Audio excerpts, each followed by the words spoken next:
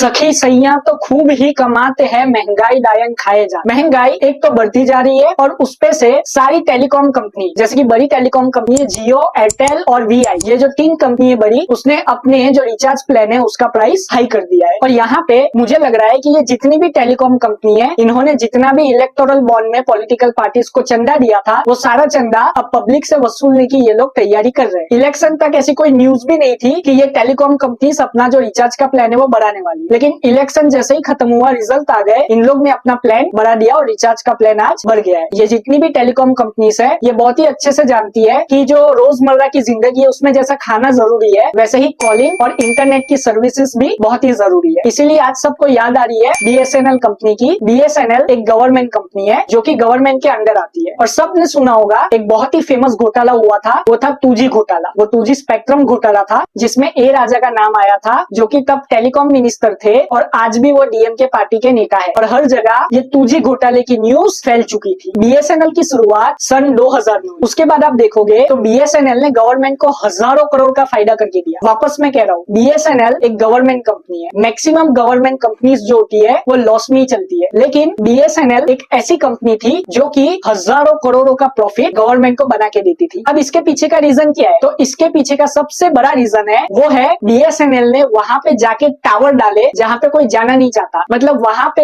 अपना कनेक्शन, वहां पे अपना टावर और वहां पे नेटवर्क दिया जहां पे कोई भी प्राइवेट कंपनी जाना नहीं चाहती थी। जैसे कि गांव हो गए, पहाड़ी इलाका हो गया, वहां पे भी आज भी लोग आपको बीएसएनएल का सिम यूज करते दिख जाएंगे। लेकिन जैसे जैसे बीएसएनएल में घोटाला हुआ, बीएसएनएल कंपनी में करप्शन चालू हुआ, और जैसे जैसे बीएसएनएल के जो एम्प्लॉइज थे उनके खिलाफ कंप्लेन चालू हुई, और बहुत सारी कंप्लेन जा रही थी, जिससे बीएसएनएल कंपनी की जो गुडविल थी वो मार्केट में कम हुई और बीएसएनएल कंपनी लॉस में जाना चालू हो गई, जो कि आज तक लॉस में है। जियो आने के बाद तो बीएसएनएल पूरी की पूरी खत्म ही हो गई, क्योंकि जियो ने सबसे पहले मार्केट में आके 4G इंटरनेट फ्री दे दिया सबको। तब एक मीम भी वायरल हुआ था, मुकेश अंबानी जैसा बनो, जिसने अपने बेटे का करियर बनाने के लिए पूरे देश में फ्री इंटरनेट बांट दिया। अब ये तो मीम था, लेकिन जियो ने जब ये जो 4G प्लान था जो वो फ्री में दे रहे थे, जब ये चीज बंद की, जब इसको पेड किया, कोई भी चीज फ्री में नहीं होती, याद रखना। अगर कोई आपको कोई चीज फ्री में दे रहा है तो समझ जाओ कि आप उसका प्रोडक्ट हो। 2-3 साल में तो जियो ने अपना जो पूरा लॉस था वो रिकवर भी कर लिया। जो फ्री में दिया था ना इंटरनेट, उससे जो लॉस हुआ था वो सारा रिकवर हो गया। और वैसे मुकेश अंबानी भी मोटा भाई है, उनको बहुत ही अच्छे से बिजनेस समझ में आता है। जियो के आने के बाद वोडाफोन और आइडिया, ये जो दो कंपनी थी, इनको साथ में आना पड़ा ताकि वो मार्केट में अच्छे से टिक पाए। ये तीन कंपनी 90% से भी ज्यादा शेयर इंडियन टेलीकॉम इंडस्ट्री में होल्ड करती है, और ये तीन कंपनी की मनमानी भी बढ़ती जा रही है, क्योंकि ये तीन कंपनी एक साथ ही प्राइस बढ़ाती है, कम करती है, बढ़ाती है, ऐसा ये लोग करते रहते हैं। बीएसएनएल ने ये कह दिया है कि 2024 तक वो 4G इंटरनेट दे देगा पूरे इंडिया में, और 2025 तक वो पूरे इंडिया में 5G इंटरनेट को भी दे देगा। अब जो बीएसएनएल कंपनी जो लॉस में है, वो क्या दे पाएगी? ये सबसे बड़ा सवाल है। तो मैं ये कह दूं, बिल्कुल दे पाएगी, क्योंकि जो टावर और स्पेक्ट्रम जो लगाना होता है, जिससे 4G 5G सर्विस, जो नेटवर्क होते हैं, जो टावर होते हैं, उसकी जिम्मेदारी रतन टाटा की कंपनी टीसीएस को दी गई है। आप उसी से सोच सकते हो कि बीएसएनएल ये जो कह रहा है वो क्यों इतने कॉन्फिडेंस से कह रहा है। और अगर आप ग्राउंड रियलिटी पे भी देखोगे तो बीएसएनएल बहुत ही अच्छे से काम कर रहा है, और वो 5G और 4G इंटरनेट पूरे इंडिया में कैसे फैला सका है उस पर भी काम कर रहा है। प्लस उसके जो पुराने टावर है गाँव में, पहाड़ों में, जहाँ पे ये प्राइवेट कंपनीज कभी जाएगी भी नहीं और जाना चाहेगी भी नहीं, वो टावर्स का भी यूज बीएसएनएल कर सकती है, जो कि बीएसएनएल के लिए बहुत ही बड़ा एडवांटेज है। और रतन टाटा की कंपनी ने जो हमारा नया संसद बना है उसकी भी जिम्मेदारी ली थी, और टाइम पे हमारा संसद नया बना के दिया। और आज जो हमारा नया संसद है वो सबसे मजबूत संसद है, क्योंकि वो टाटा कंपनी ने बनाया है। और पहले एक कंपनी हुआ करती थी, आपको याद ही होगा, जियो से पहले की बात कर रहा हूँ, टाटा डोकोमो। ये टाटा जो डोकोमो है, जो टाटा थी वो तो अपनी कंपनी है रतन टाटा सर की, और जो डोकोमो है वो जापानीज कंपनी थी। फिर वो अलग हो गए, क्योंकि जैसे जैसे मार्केट में कंपटीशन बढ़ने लगा, वैसे वैसे ये सारी कंपनीज को